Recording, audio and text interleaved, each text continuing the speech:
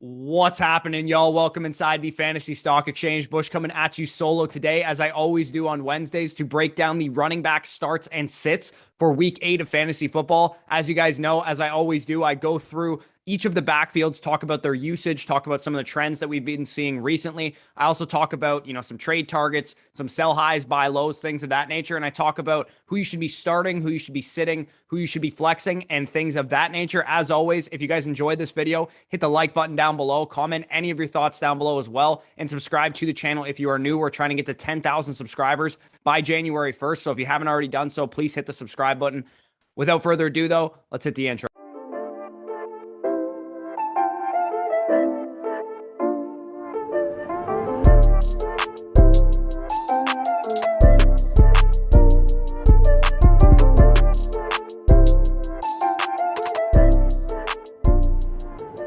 We are back. We are back from Bye-Mageddon. We only have 2 teams on bye this week. We don't have 6 teams like we did last week and all the injuries on top of it. We just have the Ravens and the Raiders on bye this week. So from a running back perspective, it's basically just Josh Jacobs this week because the Ravens backfield is kind of a mess anyway. So without further ado, let's get into the first game, Thursday night football, Packers at Cardinals. Finally, we have a good Thursday night game, and last week's was just a complete train wreck. So definitely a breath of fresh air here. Packers at Cardinals. In this game, you're going to be starting Aaron Jones. You're going to be starting Chase Edmonds, and you sit James Conner. Now, this is kind of a controversial take. I'll get to it in a second, but let's talk about the Packers side of things first. Aaron Jones averages 24 PPR points in games where Davante Adams is not playing. Now, if you guys haven't heard already, it sounds like Davante Adams is going to be out for this game because he was placed on the COVID list on Monday. He needs 2 negative tests in a row to be able to play, but I'm pretty sure in terms of like timelines, it's unlikely that he could actually do it. So he should be fantastic this week. Aaron Jones without Davante Adams on the field.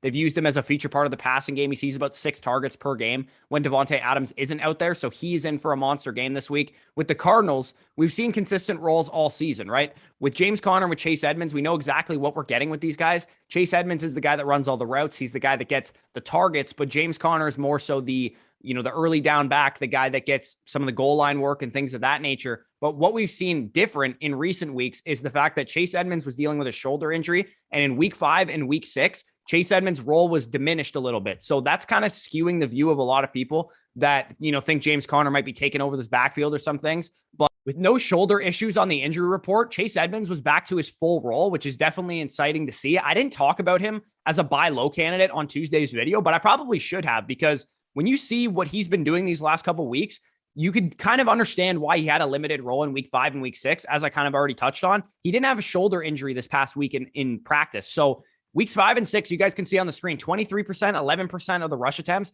and way less routes than he's been traditionally seeing. 74% what he saw this week, 62% on the season, and that is including week 5 and week 6. So I think with Chase Edmonds, you're getting a guy that is a feature pass catching option in a great offense, in a 7-0 team.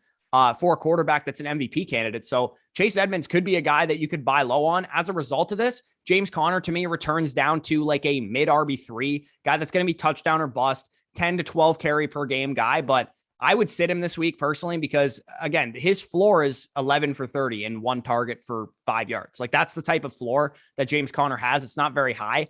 And his ceiling is really just like 11 for 40 and a touchdown and 2 targets for 10 yards. Like, he doesn't have a high ceiling either. So he's a guy that I'm okay missing out on if I have better options on my bench. So moving from the Thursday night game into the 1 p.m. games, we're going to start with Bengals at Jets. In this game, you're going to be starting Joe Mixon, flexing Michael Carter. Now, I tweeted this out earlier today, kind of just like a smart-ass tweet, basically. And my boss at Draft Sharks, Jared Smollett, didn't take too kindly to it because he's a Joe Mixon guy. But despite a top 7 weighted opportunity share at the running back position and a 70+% opportunity share in general, Joe Mixon is still the RB17 in points per game. Now, who could have seen this coming? Pretty much all of us who had been watching Joe Mixon for the last 5 years. A lot of people wanted to talk about Gio Bernard leaving. They wanted to talk about Joe Mixon's involvement in the passing game. But the reality of the situation is that Joe Mixon is a sell because his passing game usage is no different than it's been the first 5 years of his career. They tried to give him higher passing game usage in a full-time role at the beginning of the season, but he got injured. And they realized they can't give this guy a full-time role because he's just going to get injured. So they need to use him in a bit more of a conservative way, because using him in the passing game is just going to expose him to more hits and things of that nature. And they've kind of realized that, Joe Mixon is not a super efficient running back in general. So Joe Mixon, in my opinion, find somebody to buy into that elite workload, and the fact that he has a great matchup this week against a bottom 5 run defense in DVOA, or better yet, wait until after this week when he probably is going to have a good game and sell him following a big game against the Jets. So Joe Mixon, in my opinion, a guy that you should be probably shopping away just because we're not seeing that passing game usage. He has games with like 0 receiving yards, 4 receiving yards. He has like 4 of his 7 games where he's done like nothing in the passing game. Whereas he had like 1 big play against Detroit in the screen game, and that's pretty much all of his receiving production thus far. Carter has some better news on the other hand. Despite his quarterback going down, he had a career day. And basically with Michael Carter, what I see going forward is a high-end RB3, low-end RB2, but the Bengals are a top 5 run defense in DVOA, so this game in particular is probably going to be a challenge for him. But as you guys can see on the screen, he saw a career high in usage, 71% of the snaps, about the similar amount of carries that he usually gets, but he was running 60% of the routes, which is basically double what he'd been doing the entire season. And the important thing to note about this is that Michael Carter was a phenomenal receiver in college. This was his best attribute as a player. It's the reason I compared him to CEH coming out. And this is a guy that just had his bye week too. So the Jets had time to reflect and think about the situation, realize that, Zach Wilson needs some help. And obviously with Zach Wilson out now, it's going to be Mike White or Joe Flacco that needs some help in the passing game. And Michael Carter being on the field as much as he was in the receiving game, commanding a 31% targets per route run rate, is definitely encouraging to see. And I think he could have a lot more of a receiving floor going forward. So something to monitor with Michael Carter. If you can buy him on the cheap, I think he's also a pretty decent option to buy. Maybe you wait until after this week. He might have another down game in this one. So moving on to the Titans at Colts. I'll keep this one short and sweet. In this game, you're going to be starting the big dog, of course. You're going to be starting Jonathan Taylor. And quickly on Jonathan Taylor, we're seeing his routes take a slight uptick these past couple of weeks, which is definitely nice to see. The Colts haven't been trailing much, which is one thing that I will say is kind of an asterisk about Jonathan Taylor's route rate. They've only been trailing about 12% of the time for the last 3 games. But Jonathan Taylor is running more routes. And you guys can see on the screen right now that he's running about 60% of the routes in the last 2 games. And again, it's because they're not really trailing. They don't have a reason to take Jonathan Taylor off the field. But Nyheim Hines is kind of getting phased out of this offense just a little bit. And that's great news for people who have Jonathan Taylor. Now, on the Derrick Henry side of things, the Colts have a very good run defense. Their rush defense, DVOA, is currently the best in the NFL right now. We'll see if they can contain the big dog, but I don't expect them to be able to limit Derrick Henry to any degree because Derrick Henry's Derrick Henry. The Titans, on the other hand, are a much more favorable matchup, ranking 25th. So it could be another big game for Jonathan Taylor. So good news for him. On the next game that we have here is Rams at Texans. In this game, you're going to be starting Darrell Henderson and sitting all the Texans running backs as usual. Not what we expected last week from Darrell Henderson. He was facing the Lions. We all thought he was going to smash. We thought he was going to be elite this last week, but the usage was still elite. He just didn't have that great of a game. So he's still a back-end RB1, high-end RB2 going forward. And he has another cupcake matchup in this one against the 30th best run defense in DVOA this week in the Houston Texans, who just had, Chase Edmonds and James Conner were running wild on those guys last week. So, and we saw what Jonathan Taylor did to them 2 weeks ago. So should be a big game for Darrell Henderson in this one. Like I said, the usage is still elite, as you guys can see on the screen. Not really going to go over it because we've talked about it ad nauseum so far. So moving on to the Steelers at Browns, the next game that we have here. In this game, you're going to be starting both of the stud running backs in this game. The quote we have about Nick Chubb this week, as far as availability goes, is barring any setbacks, Nick Chubb is expected to play this week. So I'm going to operate under the assumption that Nick Chubb is playing. Of course, if he's out, then you start Dearness Johnson. But if Nick Chubb is playing, I expect his usage to be very interesting this week. I think this can be very telling because this is the first time we've seen Nick Chubb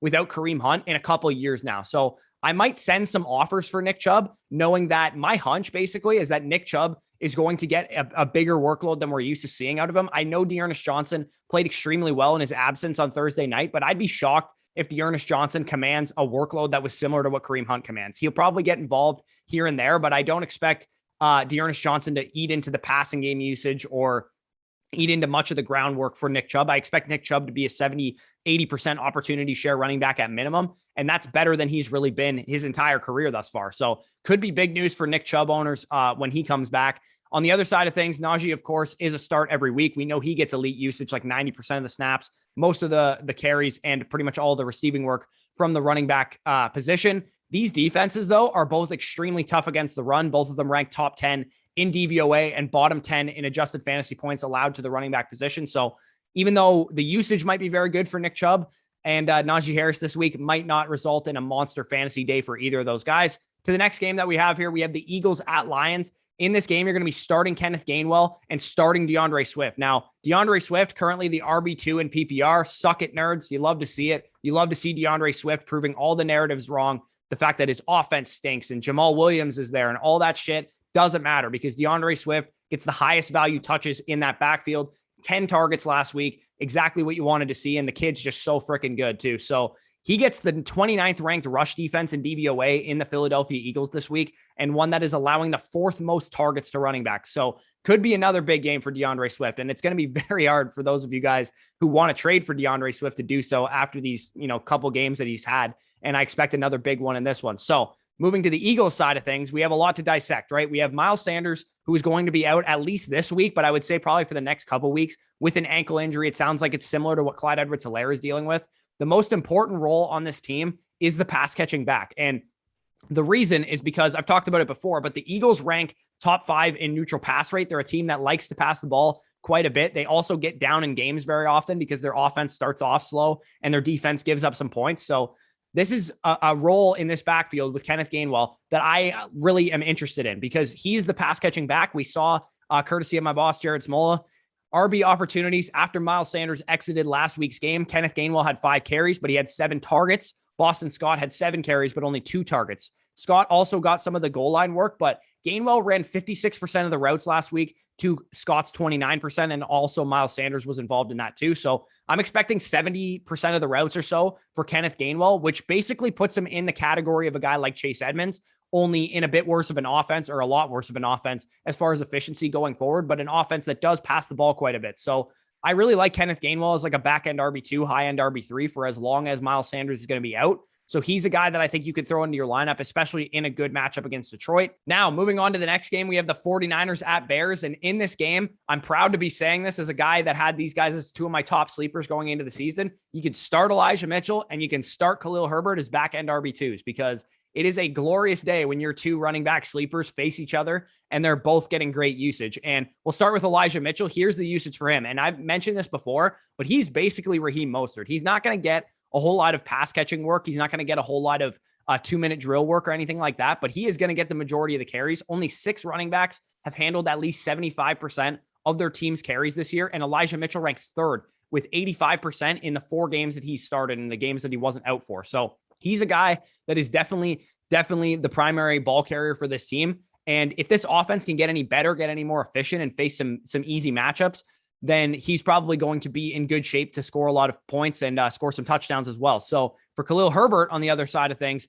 the big encouraging sign for Khalil Herbert this week for me was the passing game usage. He's an every week starter as long as Montgomery is going to be out, which it sounds like will probably be another week or 2. And I think once Montgomery comes back, he's going to relegate Damian Williams to, the bench. And Khalil Herbert's going to be the guy that spells David Montgomery, when initially we saw Damian Williams being that guy. And hell, teams might start calling for Damian Williams. They might start, inquiring, hey, is Damian Williams available? We need, X running back because, our starter went down or whatever. And that would make a lot of sense to me. As I talked about, you can see that Khalil Herbert has commanded the long down and distance snaps and the 2-minute drill snaps, even when Damian Williams was on the field last week. So that is definitely encouraging to see. I didn't expect him to do that because one of my biggest knocks on Khalil Herbert coming out of school, even though I did like him as a mid-3rd round type of running back, was the fact that he wasn't very involved in the receiving game. He didn't have a lot of receiving production.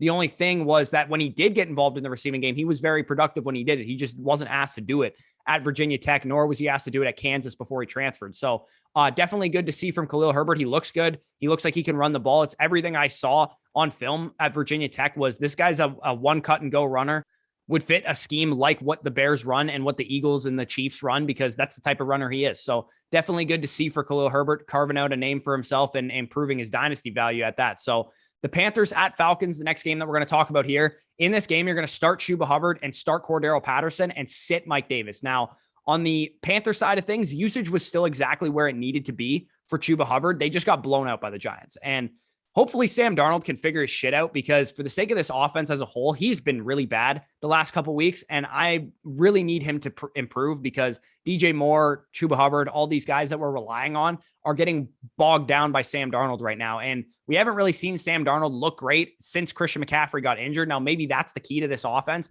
and that would make sense. He is their best player, but we definitely need to see Sam Darnold step up a little bit. And this game presents an opportunity for that to happen against a pretty bad defense in a divisional matchup. I'm also ready to eat some humble pie. I fucked up, guys. I told you guys to trade away Cordero Patterson. Patterson's still a thing, and I don't think he's going away. And I personally did trade him away, so I feel your pain. It's not just that I told you guys to trade this guy away, and you guys did it, and I didn't. I had him, and I traded him. And I traded him for Nelson Aguilar at that. I didn't trade him for anything good, which I'm sure a lot of you guys that did trade him at least got something better than that. So Cordero Patterson, as you guys can see on the screen, courtesy of Graham Barfield, his routes run at wide receiver are increasing. And not only that, he's out touching Mike Davis on the ground. So this is a guy that is a true like 3-down threat who's getting involved in the running game. He's getting involved in the receiving game, split out wide as a wide receiver. So post bye week, it looks like the Falcons decided our offense is going to be built around Ridley, Pitts, and Patterson. And that's a good thing because they're the 3 best players in their offense. So I really like what I saw out of Atlanta last week and before the bye as well with how they're deploying their guys. Let's hope Calvin Ridley can get a little bit more involved in the receiving game as well. But as far as I'm concerned, Patterson is an every week top 20 running back because of his deployment. And I definitely fucked up by trading him after 1 blow-up game because he proceeded to have like 3 more after that. So I feel you if you did the same courtesy of my advice. So I definitely fucked up there. But Cordero Patterson is a guy that you can start going forward. To the next game that we have here, we have the Dolphins at Bills. In this game, we got a bit of a headache type of backfield, but in this game, you can flex Zach Moss and low-end flex Myles Gaskin. I'm quite frankly sick of talking about the Dolphins backfield because when you look at their week-over-week splits, there's absolutely no pattern to what's happening. It's simply a hot hand approach. Gaskin has had 2 games over the last 4 with 60+% of the snaps and 2 games with less than 40%. And 1 game, he had like 20% of the snaps. So he's a high-risk flex option who you can throw into your lineup, but he basically just the way the game flow goes is how Myles Gaskin goes. If they're winning, if they're ahead, they usually turn to Malcolm Brown. If they're losing and they need receiving production out of their running back position because the pass rush is really strong or something, then they'll turn to Myles Gaskin. Again, you're never going to know going into the game which one to start. On the other side of things, Zach Moss is still somebody that can be flexed every single week. Usage is also a little inconsistent with him. They're using Singletary a little bit more than before. This offense does run through their passing game, though, and Zach Moss is the passing down back. So he's always going to be a tertiary pass catching option who can get 4, 5, 6 targets in a game, but he's never going to be a featured part of this offense. When they get to the goal line, they're not going to be like, oh, we have to give the ball to Zach Moss now. Like this offense runs through Josh Allen in the passing game. You basically just have to hope because this offense is very good in the passing game that Zach Moss is going to be involved and going to be efficient. So he's a guy that I think you can flex as a, top 25 running back this week.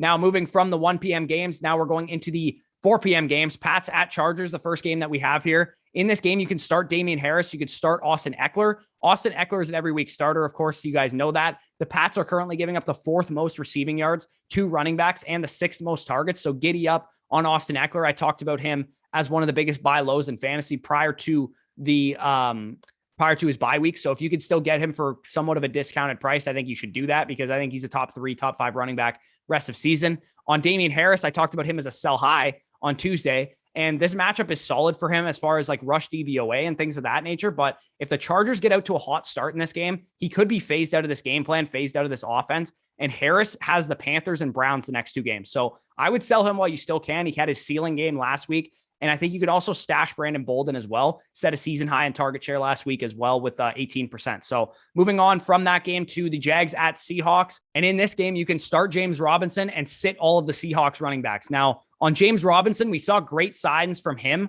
prior to the bye week. They decided to get Carlos Hyde off the field. Thank God, because James Robinson is clearly the better player. We saw, and you guys can see this on the screen right now. In week 4, Carlos Hyde was out. We saw James Robinson get a workhorse role, right? And when it happened, I said, I like this for James Robinson, but is it going to continue when Carlos Hyde comes back? And it has, which is definitely encouraging to see. James Robinson last week or 2 weeks ago before the bye, 86% of the snaps, 89% of the carries, nearly 70% of the routes, got all the short down and distance inside the 5, long down and distance, and 2-minute drill snaps as well. So definitely encouraging to see from James Robinson. He's a top 12, top 15 running back at minimum rest of season.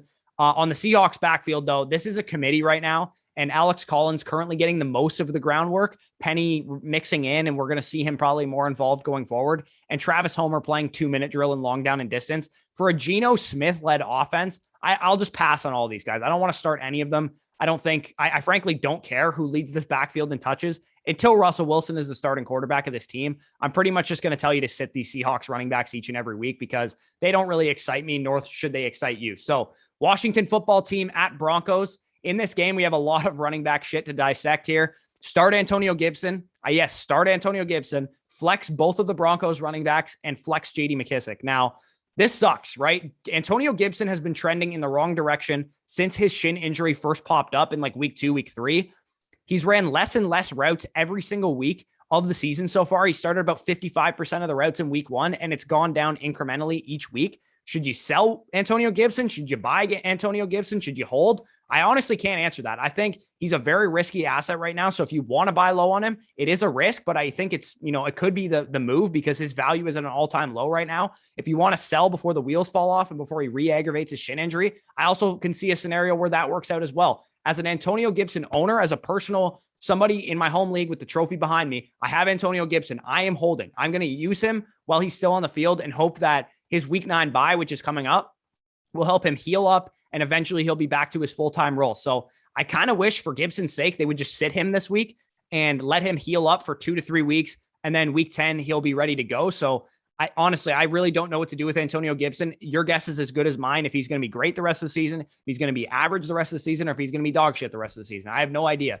So fire up JD McKissic with full confidence as a result of that, as a high-end RB3. I've never wanted a bye week to come as fast as a fantasy player as I do for the week 9 bye for the Washington football team, because I need Antonio Gibson to get his rest.